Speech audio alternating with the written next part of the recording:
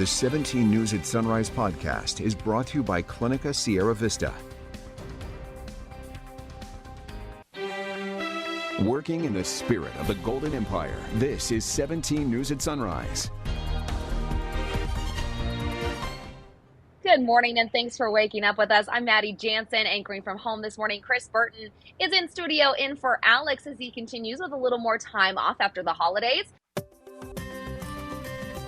All right, thanks so much, Kev. The Omicron variant continues to spread across the U.S., overextending healthcare workers, causing long lines at testing sites, and leaving some holiday travelers stranded. NBC's Liz McLaughlin is in Washington, D.C. with the latest on the impact of this surge. Good morning, Maddie. The quickly spreading Omicron variant now accounts for more than 70% of new cases in the U.S. This surge is putting a stress on already short-staffed industries, including travel. Over the busy holiday weekend, more than 6,000 flights were canceled globally, causing tens of thousands of delays.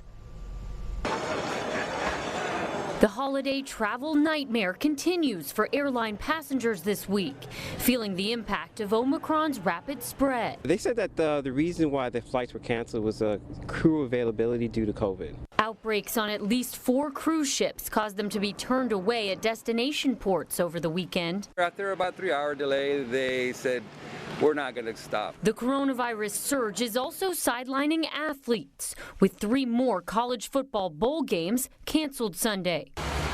As schools across the country prepare for students to return, the number of children being infected and hospitalized is rising. So right there. Educators now strategizing on how to keep kids in the classroom safely. Our message to the families are, number one, we're going to do everything we can to keep schools open. Testing may be a key factor in controlling the spread and preventing disruption, but demand has outpaced supply in recent days, with at-home test kits sold out at many pharmacies and hours-long wait times at testing sites across the country. We've obviously got to do better.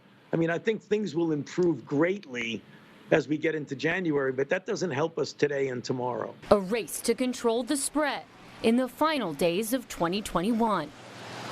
The Biden administration has promised Americans 500 million free at-home COVID-19 test kits. Officials say contracts to purchase those tests will be finalized this week, but the website for Americans to order them won't be up until January, and it's unclear how quickly they'll be shipped once available. In Washington, Liz McLaughlin, 17 News. And back here at home, we're expecting an update today on the numbers from the holiday weekend of people catching coronavirus. Last week, Kern Public Health reported the virus stole 8 more lives in Kern County. We also learned an average of 301 more people caught the virus each day. An average of 113 people were hospitalized with more severe symptoms of the virus, while an average of 28 people were fighting for their lives in local ICUs. In your 17 Crime Watch this morning, police are searching for 2 men who allegedly fired a gun into the air outside a local grocery store. Police were called to the Albertsons on Coffee Road and Olive Drive around 4:15 yesterday evening after an off-duty probation officer reported 2 men in a car firing guns in the air. The officer tracked down the suspect's car to a home on Wright Avenue in Northwest Bakersfield, but it was abandoned. 2 men inside that home were taken into custody, but police say neither were the shooter. One was released and the other was taken to jail on a felony warrant. Meantime, the investigation continues this morning into a shooting that left a 16-year-old boy and a man in his 50s hospitalized. It happened Friday on Kentucky Street, just northwest of Mercado Latino in East Bakersfield. The 2 victims were taken to Kern Medical, where KCSO says they are listed in stable condition. No word yet on any potential shooters. 2 people were rescued Friday night after their car went into the canal at Monitor Street near Panama Lane in South Bakersfield. Take a look. A driver and a passenger were saved by fire crews from atop their submerged vehicle. The video shows first responders throwing in flotation devices to the 2 men before hoisting them to a nearby ladder. No major injuries reported. No word on what caused that accident. And making headlines around the state, investigators continue to piece together a deadly Christmas Eve shark attack in Morro Bay. Officials say surfers found a victim face down in the water on Friday, suffering from a bite wound. The victim was pronounced dead at the scene. Authorities have confirmed that person was a 31-year-old man, but officials have not released his identity. No witnesses reportedly saw the attack, although authorities say they suspect the man was bitten by a great white. And now to one of our signature issues here at TV 17, pedestrian safety. A man was struck and killed on Christmas Eve night on the northbound 5 freeway, just north of Highway 138, south of Gorman. The California Highway Patrol says they got a call of a crash just after 10 p.m. involving a single vehicle with debris on the road, but when officers arrived, they determined it was a deadly hit-and-run crash involving one person. No arrests have been made. The victim, a 40-year-old man, has not yet been identified. And Bakersfield police meantime say a person was seriously hurt after being hit by a car yesterday evening. It happened just after 6 p.m. on White Lane near Montebello Drive in southwest Bakersfield. Police say the person suffered major injuries. No other information was made available. From our follow-up file now, the family of a brother and sister who were hit and killed by a suspected DUI driver is inviting the community to come out and join them for a candlelight memorial service. 19-year-old JJ Malone and 10-year-old Kaylee Brown, as well as their family dog Roxy, were killed when a car ran off the road and hit them on the sidewalk near the girls' school bus drop-off site in South Bakersfield. That was back on December 8th. Tomorrow's memorial will be held at 5 p.m. at the scene of the tragedy on Panama Lane, a block east of South 8th Street. Doctors are sounding the alarm about the recent spike in COVID cases and hospitalizations among kids, leading many districts to revisit strict guidelines for what school will look like when it's back in session. Juan Venegas reports. Schools across the country are preparing for students' return, bracing for Omicron. You stick it in, and then you go 1, 2, 3, 4, 5. California's governor announcing a statewide initiative ordering 6 million free tests to kids returning to school. It hurts a teensy bit. Giving parents peace of mind. I think it's really nice that they're providing this for people because it is the holidays are a big concern. In Clovis, California, 50,000 free tests have already gone out to students and staff.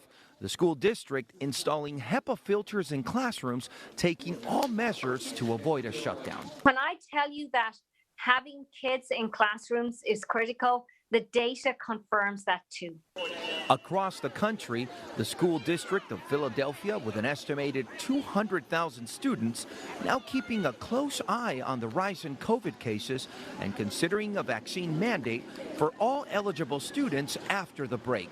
What's your message to the families? Our message to the families are, number one, we're going to do everything we can to keep schools open.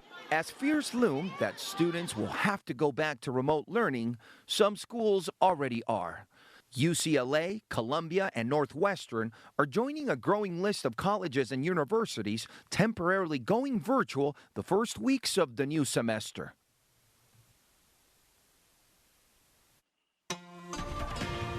And making headlines around the world, Desmond Tutu, a South African social rights activist and retired Anglican bishop who rose to worldwide fame in the 1980s as an opponent of apartheid, died yesterday at the age of 90.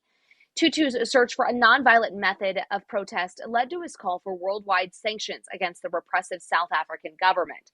In 1984, he was named Archbishop of Johannesburg, and 2 years later became Archbishop of Cape Town, the highest office that can be held in the South African Anglican Church. After his retirement, Tutu worked as a global activist on issues pertaining to democracy, freedom, and human rights. He received numerous awards for his life's work, including the U.S. Presidential Medal of Freedom, the nation's highest civilian honor, from President Barack Obama. President Joe Biden marked his very first Christmas in office with a call to service members stationed around the world. Joined by First Lady Jill Biden and new puppy Commander, the president spoke via video to service members, offering them holiday wishes and gratitude for their service and sacrifice for the nation. President Biden called those serving the solid steel spine of the nation, adding he knows how difficult it is to be away from loved ones during the holidays. 17 News is your local election headquarters. California's Citizens Redistricting Commission will deliver the state's finalized maps to the Secretary of State today.